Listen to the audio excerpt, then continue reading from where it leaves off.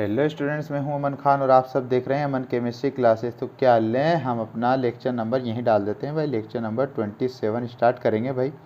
ठीक है भाई, बहुत बड़ा चैप्टर हो गया है। लेक्चर नंबर 27 तक पहुंच गया, हमने बहुत लंबा सफ़र तय कर लिया।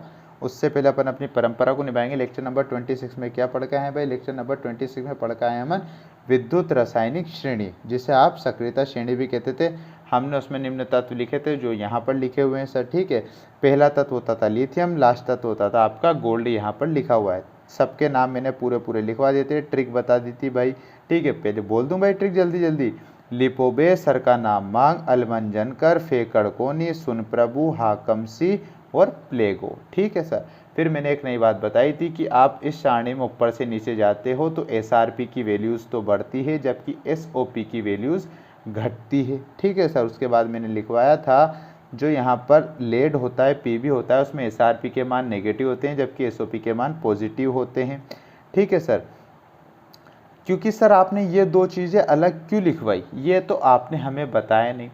सर आप यूँ एक तरफ आप यूँ बोलते हो कि आप ऊपर से नीचे जा रहे हो, इस सक्रियता श्रेणी में आप लिथियम से गोल्ड की तरफ जा रहे हो तो एसआरपी की वैल्यूज़ बढ़ती है और एसओपी की वैल्यू घटती है। जबकि आपने सर एसआरपी की वैल्यू तो नेगेटिव लिखवा रही, जबकि एसआरपी की वैल्यू तो पॉजिटिव होना चाहिए ना सर।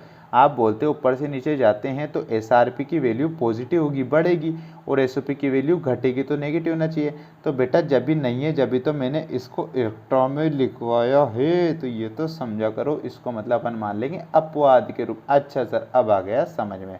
तो वायर जल्दी समझ गए। एसआरपी की वैल्यू इसमें नेगेटिव देखने को मिलती है जबकि इसमें पॉजिटिव देखने के लिए मिलती है। हाइड्रोजन में दोनों वैल्यूज 0/सन्नाटा होती है, जबकि कॉपर में वही काम करता है। ऊपर से नीचे जाते हैं तो एसआरपी की वैल्यूज पॉजिटिव मतलब बढ़ती है और एसओपी की वैल्यूज नेगेटिव मतलब घटती है। ठीक है सर। उसके बाद हमने पॉइंट लिखवाए थे, ऊपर स्थित धातुएं नीचे स्थित धातुओं को अपने आप आसानी से हटा देती हैं। ठीक है सर, क्योंकि ऊपर वाली अधिक क्रियाशील होती हैं, बहुत ज़्यादा अपचायक प्रकृति की होती हैं। ठीक है सर। फिर हमने देखा अवस्था सारणी में सबसे प्रबल अपचायक प्रकृति दर्शाना कौन होता है भाई? लिथियम उस्ताद होते हैं। उसके बाद देखा एसआरपी के जो नेगेटिव मान होंगे, कैसे सर? नेगेटिव जो मान होंगे एसआरपी के, वो तो धातुओं की क्रियाशीलता को बढ़ाएंगे। मतलब जितना ज़्यादा नेगेटिव उतनी ज़्यादा प्रबल धातु, उतनी ज़्यादा मजबूत क्रिया दर्शाने वाली धातु, और जितना ज़्यादा पॉजिटिव जो अधातु होगी वो उतनी ही मजबूत होगी। ठीक है। नेगेटिव मान धातु को बतलाएंगे, पॉजिटिव मान अधातुओं की क्रियाशीलता को बढ़ाते हैं। ये अपन कल के लेक्चर में देखकर आ चुके हैं सर। अब अपन आज के लेक्चर पे लेक्चर नंबर 27 पर गमन करते हैं सर। ठीक है सर। देखते हैं हम क्या। फिर मैंने आपको बताया था कि इसी सारणी में, इस ही पूरी टेबल के अंदर हेलोजन्स भी आती हैं। हेलोजन आप जानते हो भाई, हेलोजन किसे कहते हैं? फ्लोरो, क्लोरो, ब्रोमो, आयोडो। ठीक है, फ्लोरीन, क्लोरीन, ब्रोमीन, आयोडीन, ये चार निम्न तत्व आते हैं हेलोजन में। तो आप लिखिए भाई अपने नए लेक्चर के अंदर स्टार पॉइंट डालकर, हेलोजन के लिए क्रम। ठीक है सर। जैसे हमने निम्न एलिमेंट्स के लिए क्रम देखा, अब हेलोजन के लिए क्रम देखेंगे। I2, Br2, Cl2 और F2। आप जानते हो फ्लोरीन, क्लोरीन, ब्रोमीन, आयोडीन। ठीक है, ये किसका क्रम होता है? हेलोजन्स का क्रम होता है। अब आप इन हेलोजन्स में ऊपर से नीचे जाओगे, इन हेलोजन के क्रम में आयोडीन, ब्रोमीन, क्लोरीन और फ्लोरीन, इस हेलोजन में ऊपर से नीचे जाते हो, एसआरपी की वैल्यूज़ बढ़ती है और एसओपी की वैल्यूज़ घटती है। ठीक है, नई बात नहीं है, वही बात है। श्रेणी में ऊपर से नीचे जाने पर मानक अपचयन विभव के मान बढ़ते हैं जबकि मानक ऑक्सीकरण विभव के मान घटते हैं। ठीक, ये हो गया। इम्पोर्टेंट नोट लिखिए भाई, इम्पोर्टेंट नोट लिखते हैं। इम्पोर्टेंट नोट लिखिए भाई। हेलोजन नीचे वाली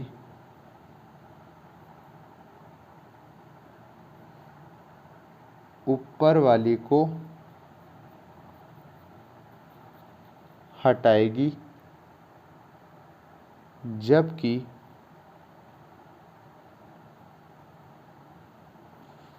धातुओं में ऊपर वाली नीचे वाली को हटाएगी। इस पॉइंट को समझना भाई। ये एक पॉइंट में आपको पूरा ऊपर की सक्रियता श्रेणी और पूरी हेलोजन की श्रेणी आपको कवर अप हो गई कि कैसे आपको रिएक्शंस देखने के लिए मिलेगी। हेलोजन की श्रेणी में नीचे वाली ऊपर वाली को हटाएगी। सर ये नीचे वाली ऊपर वाली कौन आ गई सर? तो बेटा नीचे वाली हेलोजन, मतलब नीचे वाली हेलोजन कौन है? अगर इन दोनों की तुलना करूं मैं, जैसे मान लूँ मैं इसको 1, इसको 2, इसको 3 और इसको 4 नंबर दे दूं। अब मेरे से बोला हेलोजन नीचे वाली ऊपर वाली को हटाएगी। ठीक सर। अगर पहली और दूसरी हेलोजन की बात करूं तो ऊपर वाली कौन है? I2 आयोडीन है, नीचे वाली कौन है? ब्रोमीन है। इसका मतलब नीचे वाली ब्रोमीन I2 को, जो I2 का सॉल्यूशन एक विलयन होगा उसमें से I2 को भगा देगी और खुद जगह ले लेगी। इसे बोलते हैं, अगर मैं इन दोनों की तुलना करूं तो नीचे वाली कौन है? फ्लोरीन। क्लोरीन को आसानी से भगा देगी उसके विलयन में। मतलब फ्लोरीन की रिएक्शन आपने किसी मतलब इससे करा दी, क्लोरीन का कोई सा भी एक सॉल्यूशन है उससे करा दी, तो फ्लोरीन क्या करेगी? क्लोरीन को सॉल्यूशन में से भगा देगी और खुद क्लोरीन की जगह ले लेगी। ऐसा होता है। और जबकि आपने ऊपर क्या लिखा था पॉइंट? हमने ऊपर लिखा था कि ऊपर वाली धातुएं नीचे वाली धातुओं को हटाती है। ठीक है सर। जैसे हम यहाँ पर देख लें, जैसे हम प्लेटिनम और गोल्ड की बात करें तो प्लेटिनम गोल्ड को हटाएगा। ठीक है सर। ये ऊपर हो गया, ये नीचे हो गया, तो ये प्लेटिनम गोल्ड को हटा देगी। ठीक है। किस में से? रिएक्शन में से। ये गोल्ड प्लेटिनम को नहीं हटा सकता क्योंकि इसकी क्रियाशीलता कम है अपेक्षाकृत प्लेटिनम के। सर इस पे एग्जाम्पल हो जाता ना तो दिल खुश हो जाता, मज़ा आता था कि ऊपर वाली नीचे वाली को, नीचे वाली ऊपर वाली को किस तरीके से हटाएगी। देख लो भाई एग्जाम्पल। अब इस एग्जाम्पल रिएक्शंस को करने के लिए आपको आपका जो सक्रियता श्रेणी वाला पेज है जहाँ पर हेलोजन और पूरी सक्रियता श्रेणी लिथियम से लेकर गोल्ड तक लिखी हुई है वो आपको निकालना पड़ेगा, उससे आपको अच्छा समझ में आएगा। तो क्वेश्चन आता है अपने पास, कैसे हटाएगी? कैसे हटाएगी यह भी बताइए। कैसे हटाएगी यह भी हमें बताइए कि किस तरीके से विस्थापित कर सकता है एक तत्व दूसरे तत्व को। पहला आया भाई जिंक प्लस फेरस सल्फेट। ठीक है सर। दूसरा आया अपने पास फेरस प्लस जिंक सल्फेट। तीसरी reaction I copper plus 2AgNO3 silver nitrate. Fourth reaction I आपके पास Ag प्लस कॉपर NO3 का होल ट्वाइस। पांचवी रिएक्शन आई आपके पास Ki plus Cl2। Chhathi reaction I आपके पास 2KCl प्लस I2। अब देखना भाई, ये निम्न मैंने आपको 6 रिएक्शंस दी, एग्जामिनर ने आपको रिएक्शन दी और उसने आपसे बोला निम्न रिएक्शंस को पूर्ण कीजिए, निम्न अभिक्रियाओं को पूरा कीजिए। ठीक है सर। अब देखो सर, यहाँ पर है जिंक, यहाँ पर है फेरस सल्फेट। अब आप देखो सल्फेट वगैरह तो कुछ है ही नहीं अपने पास, तो सक्रियता श्रेणी में एक तो फेरस है और एक जिंक है। अब आप देखो सर, क्या देखना पड़ेगा, क्या जिंक, ये फेरस सल्फेट एक सॉल्यूशन है। सल्फेट मतलब लवण है इसमें। क्या है सर? ये जो फेरस है आयरन का लवण विलयन। चलो मैं आपको समझाने के तौर पे यहाँ पर मैंने लिख भी दिया भाई। ठीक है। एक भी चीज़ आपसे छुपी हुई नहीं रह सकती भाई अमन केमिस्ट्री क्लास में। ठीक है भाई। जिंक और फेरस सल्फेट रिएक्शन अपन को मिली। जिंक भी सक्रियता श्रेणी में आपको देखने के लिए मिला और फेरस भी आपको सक्रियता श्रेणी में देखने के लिए मिला, लेकिन यहाँ पर सॉल्यूशन किसका, विलयन किसका देखने के लिए मिल रहा है, लवण का विलयन फेरस आयरन का। ये भी एक धातु होती है तो इसका आपको लवण का विलयन, जिसमें भी सल्फेट दिख जाए वो लवण का विलयन आपको देखने के लिए मिल रहा है। तो अब आप मुझे बताओ, इस आयरन के लवण के विलयन में से क्या जिंक फेरस को विस्थापित कर सकता है क्या? बताइए मुझे, ये जिंक में इतनी पावर है क्या कि इस आयरन को प्रतिस्थापित कर दे, इसको विस्थापित कर दे, है क्या इतनी ताकत जिंक में? तो सर हमें इसको देखने के लिए तो सारणी को देखना पड़ेगा। तो बेटा सारणी में जैसे ही आप जाओगे, ठीक है, जैसे ही आप गए तो जिंक आपको दिख जाएगा भाई कितने नंबर पे, 9 या 10 नंबर पे दिख जाएगा। कौन दिख जाएगा? जिंक। ठीक है, हमने सारणी बनाई थी उसके अंदर आपको जिंक जो है फेरस से पहले देखने के लिए मिलेगा। जिंक सारणी में पहले आएगा अपेक्षा किसके? फेरस के। तो ऊपर वाली धातु कौन हो गई? जिंक हो गई। जिंक क्या हो गई सर? ऊपर वाली हो गई, जबकि फेरस कहाँ आ रही है सक्रियता श्रेणी में? नीचे आ रही है। तो बिल्कुल आप जानते हो ऊपर वाली धातुएं नीचे वाली धातुओं को आसानी से विस्थापित कर देती है उसके लवण के विलयन में से। ये मैं आपको स्टार पॉइंट में लिखवा के आया था कि ऊपर वाली धातुएं नीचे वाली धातुओं के उनके लवण के विलयन में से विस्थापित करने की ताकत रखती हैं। तो देखें भाई, जिंक पहले आ रहा है, इसमें भी फेरस बाद में आ रहा है। ठीक है सर, तो जिंक हटा देगी तो क्या रिएक्शन बन जाएगी? ये जिंक फेरस को फ्री कर दिया तो जिंक कहाँ चल गया? सल्फेट के साथ चल गया। जिंक ने क्या करा? फेरस को प्रतिस्थापित कर दिया, उसकी जगह ले ली, और फेरस बेचारा कहाँ चल गया? अकेला मायूस होकर निकल गया भाई। ठीक, कोई दिक्कत? पहली रिएक्शन। दूसरी पे देखो, अब यहाँ पर मैंने क्या करा, इस रिएक्शन को ही इंटरचेंज कर दिया, फेरस को सिंगल ले लिया, जिंक को सल्फेट के साथ मिला दिया। अब देखो भाई, आप जानते हो फेरस और जिंक, फेरस कहाँ आता है सर? नीचे आता है जिंक से। ठीक है सर, जिंक सक्रियता श्रेणी में पहले आता है, ऊपर आता है, मैंने लिख रखा है। फेरस कहाँ आता है सर? जिंक के नीचे आता है। ठीक है सर, तो फेरस में इतनी ताकत होगी क्या कि जिंक को उसके सॉल्यूशन में से हटा दे? आप बताओ ना भाई, बताइए आप। अगर आप मालिक हो और आप किराएदार हो तो किराएदार में इतनी ताकत है क्या? मान ले ये ऊपर है तो ये किराएदार है, क्या मालिक है? और ये नीचे है तो ये किराएदार है। क्या किराएदार में इतनी ताकत है क्या कि मालिक को उसके घर में से बाहर निकाल दे? सर नहीं है, इसमें इतनी क्रियाशीलता, इतनी पावर नहीं है कि ये जिंक को इसके सॉल्यूशन में से भगा सके। तो हम क्या लिख देंगे सर? No reaction. ठीक है सर, नो रिएक्शन हम यहाँ पर लिख देंगे, कोई अभिक्रिया नहीं होगी। पक्की बात है सर, बहुत अच्छी बात है। ये रिएक्शन के अपन आंसर दे रहे हैं मात्र सक्रियता श्रेणी के आधार पर है। अब देखो भाई, कॉपर वाली बात आ जाती है। अब जो कॉपर है ना, और यहाँ पर आपको क्या दिख रहा है? सिल्वर दिख रहा है, और यहाँ कॉपर दिख रहा है। कॉपर आता है सक्रियता श्रेणी में ऊपर, जबकि सिल्वर आता है नीचे से एक कम। ठीक है, सिल्वर तो बहुत नीचे आता है, कॉपर ऊपर आता है। तो कॉपर अधिक क्रियाशील होगी, तो कॉपर Ag को वहाँ से हटा देगी। तो क्या आ जाएगा? Ag की जगह कौन आ जाएगा? कॉपर। तो ये देखो Ag की जगह कॉपर आया। ठीक है, और क्या बना लिया इसने? NO3 बना लिया सर। ठीक है, NO3 का होल ट्वाइस, क्योंकि ये 2 की फॉर्म में था, NO3 का होल ट्वाइस बना दिया। और ये जो 2 सिल्वर थे वो कहाँ निकल गए सर? बाहर निकल गए। क्या हुआ इस रिएक्शन में? कॉपर कहाँ आ गया? Ag की जगह आ गया और NO3 रह गया। NO3 कितने थे? 2, तो 2 की फॉर्म में है, और Ag के आगे भी 2 था, तो 2 की फॉर्म में बाहर निकल जाता है। उसने क्या करा? कॉपर ने सिल्वर को अपनी जगह से विस्थापित करके बाहर फेंक दिया। अब आते हैं इसकी जस्ट विपरीत रिएक्शन में।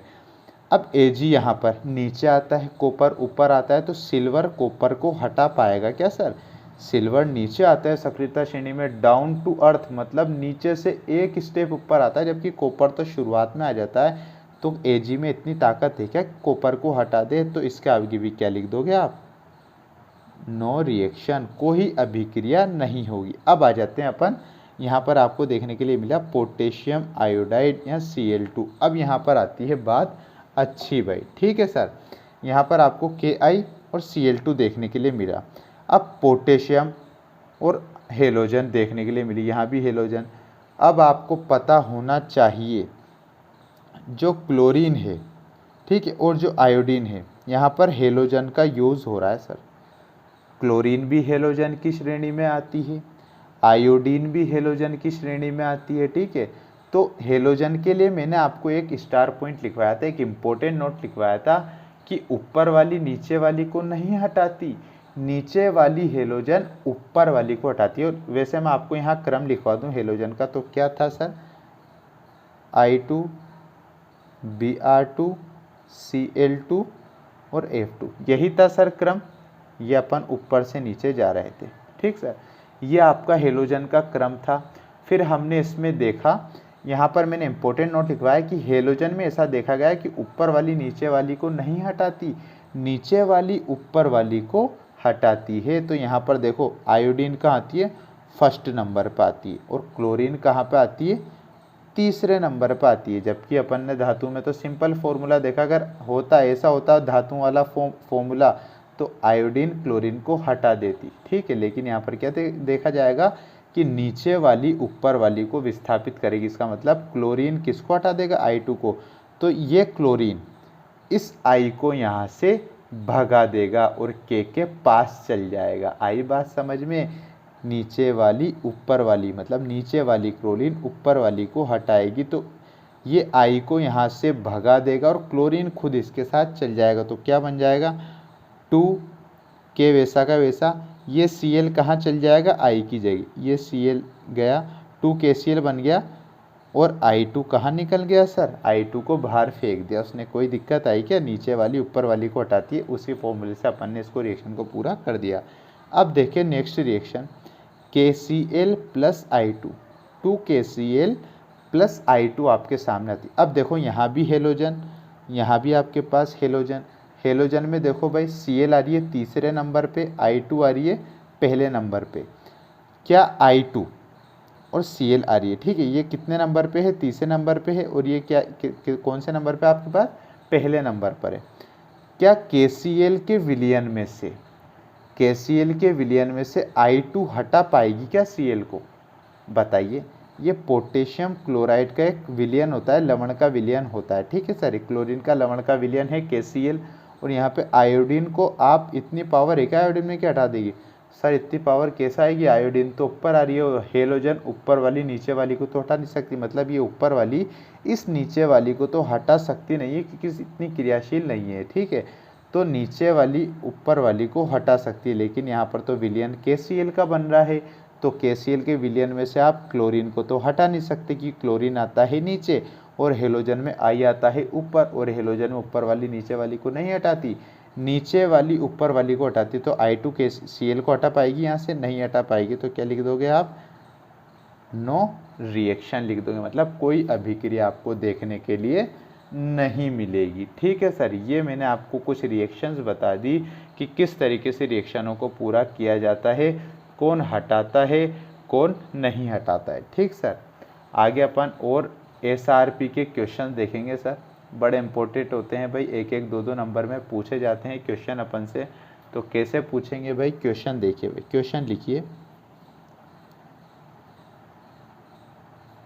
निम्न में से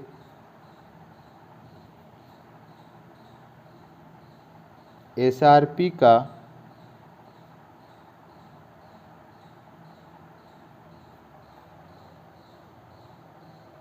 निम्न में से SRP का कौन सा मान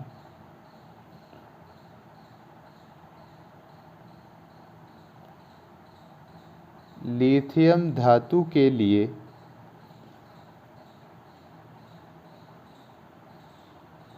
उपयुक्त होगा। आपको क्वेश्चन दिया है, निम्न में से SRP, ध्यान रखना यहाँ पर SRP, इसको आप, इस वाली टर्म को आप अच्छी तरह दिमाग में रखना भाई। SRP बोल रहा है या SOP बोल रहा है, कौन सा मान लिथियम धातु के लिए उपयुक्त होगा, सही क्या हो। ए ऑप्शन आता है आपके पास -3.06 वोल्ट, बी ऑप्शन आता है आपके पास -2.06 वोल्ट, वी का मतलब क्या है यहाँ पर VOLT, वोल्ट मतलब विभवांतर, ठीक सर। सी ऑप्शन आता है आपके पास प्लस 2.06 वोल्ट।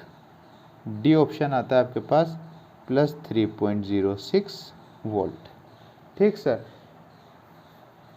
अब आप मुझे बताओ भाई क्या होगा इसका आंसर। मैं इसके ऊपर एक बकायदा स्टार पॉइंट लिखवा के आया हूँ सक्रियता श्रेणी में।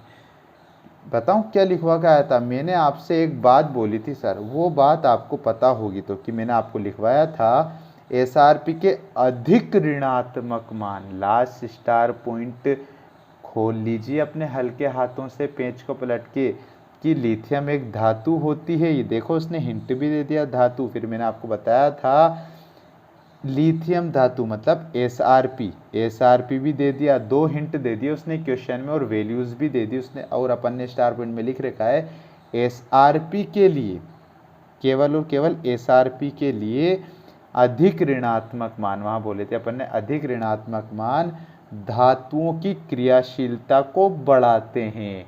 तो हमें अधिक ऋणात्मक मान ढूंढना है, इसमें से धातु है, हमें ऐसा ही इसके लिए मान चाहिए एसआरपी का, लिथियम धातु के लिए ऐसा मान चाहिए जो इसकी पावर को बढ़ाए।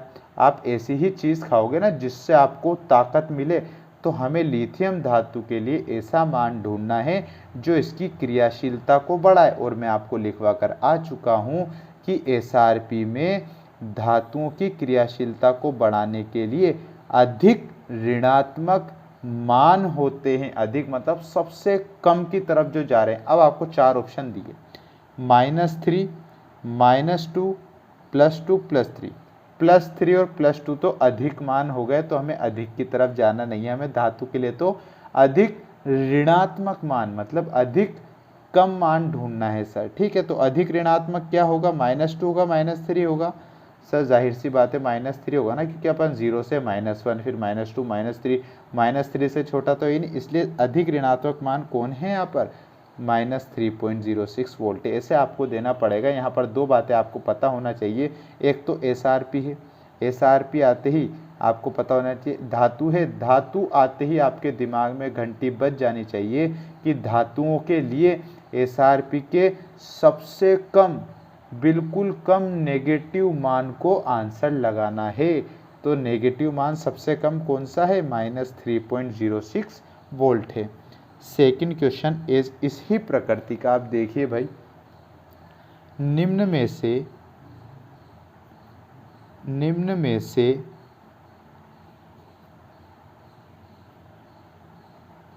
एसआरपी का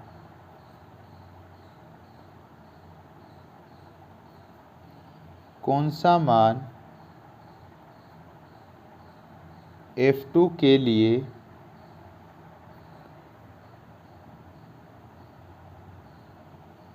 उपयुक्त होगा। ऑप्शन है आपके पास -3.06 वोल्ट, बी ऑप्शन है आपके पास -2.06 वोल्ट, सी ऑप्शन है आपके पास +2.06 वोल्ट, डी ऑप्शन है आपके पास +3.06 वोल्ट, ठीक सर। क्वेश्चन पढ़िए भाई एक बार। निम्न में से इन चारों में से एसआरपी का कौन सा मान फ्लोरीन के लिए उपयुक्त होगा। अब सबसे पहले तो उसने यहाँ पर न धातु बोला न अधातु बोला। आधे बच्चे तो यहीं हो गए सुर्र तरीके से, बेचारे शांत बैठ जाते हैं जरा सा मुंह बना के। और अब आधे बच्चों का दिमाग अटकता है कि सर ये फ्लोरीन धातु पे आती है या अधातु पे आती है। बेटा फ्लोरीन तो हेलोजन है, हेलोजन तो सारी अधातुओं की कैटेगरी में आती है। लिख लेना, किसी को नहीं पता हो तो जितनी भी हेलोजन होती है अपनी, वो सारी कहाँ पर आती है, अधातु की श्रेणी में आती है, ठीक है। आवर्त सारणी में जाकर आप देख सकते हो, कोई दिक्कत वाली बात नहीं है। तो अब आपको ये बात वो स्टार पॉइंट पता होना चाहिए कि एसआरपी के मान अधातुओं के लिए अधिकतम धनात्मक मान होते हैं, अधिकतम पॉजिटिव वाली वैल्यू होती है। तो सबसे अधिक पॉजिटिव वाली कौन सी है इसमें, ऑप्शन इज डी है सर, जिसमें +3 देखने के लिए मिल रहा है। सबसे अधिक मान यही है। तो F2 के लिए उपयुक्त मान क्या होगा अपना, +3.06 वोल्ट होगा। इस प्रकार से आप क्वेश्चनों के आंसर देंगे, ठीक सर। नेक्स्ट क्वेश्चन देखिए भाई, नेक्स्ट क्वेश्चन क्या बोलता है, निम्न दी गई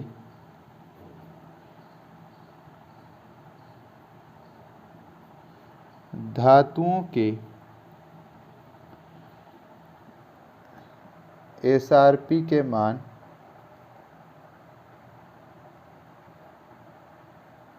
निम्न है। क्या बोला भाई, निम्न दी गई धातुओं के एसआरपी के मान निम्न है। धातुएं कौन कौन सी आपको दे रखी है एग्जामिनर ने, धातुएं बोले तो अपन ए धातु दे रखी है, बी धातु दे रखी है, सी धातु दे रखी है और डी धातु दे रखी है। 4 धातुएं आपको दे रखी है और इनकी एसआरपीज की वैल्यू आपको गिवन है भाई, -3.06 वोल्ट, -2.8 वोल्ट,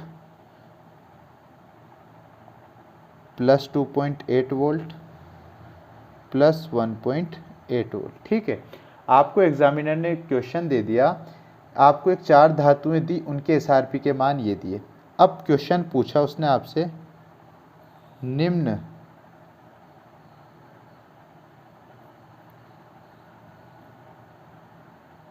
प्रश्नों के उत्तर दीजिए।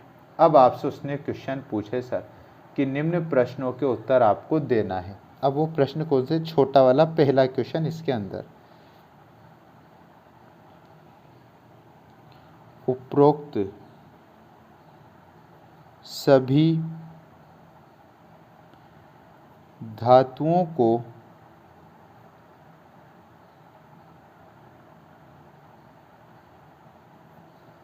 क्रियाशीलता के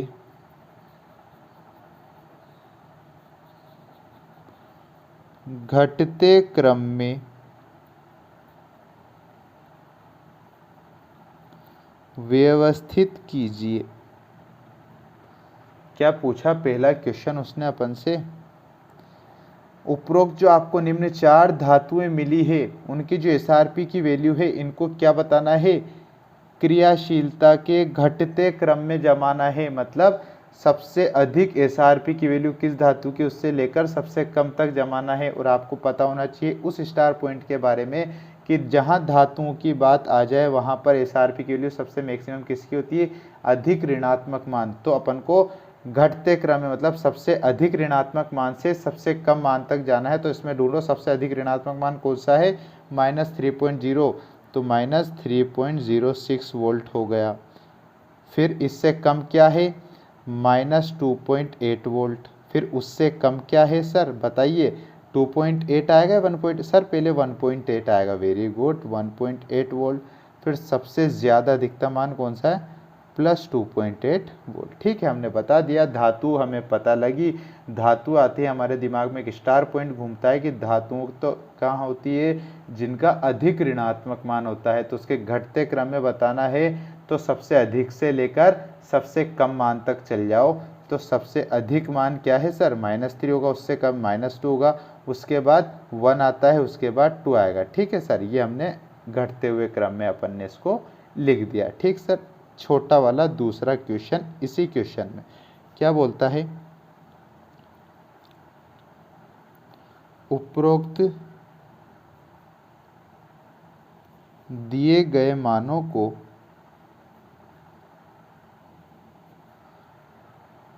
एसओपी में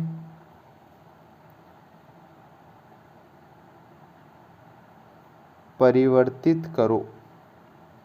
एसओपी मतलब क्या होता है सर, मानक ऑक्सीकरण विभव एसओपी। ये सब एसआरपी था तो ये क्या आ गया, एसओपी विभव में परिवर्तित करो।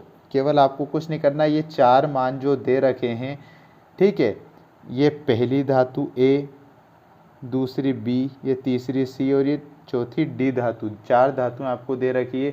इनकी जो वैल्यूज़ है ये तो कौन सी है, ये एसआरपी की वैल्यू दे रखी है, तो एसओपी की वैल्यू में परिवर्तित करना है। सिंपल सी ट्रिक बता रहा हूँ भाई, जहाँ भी एसआरपी को बोला जाए कि आपसे एसओपी में परिवर्तित कीजिए, तो जो उनके आगे सिग्नेचर है उनको जस्ट अपोजिट कर दो, बात खत्म। यहाँ पर 3.06 लिख देते हैं अपन, 3.06 वोल्ट।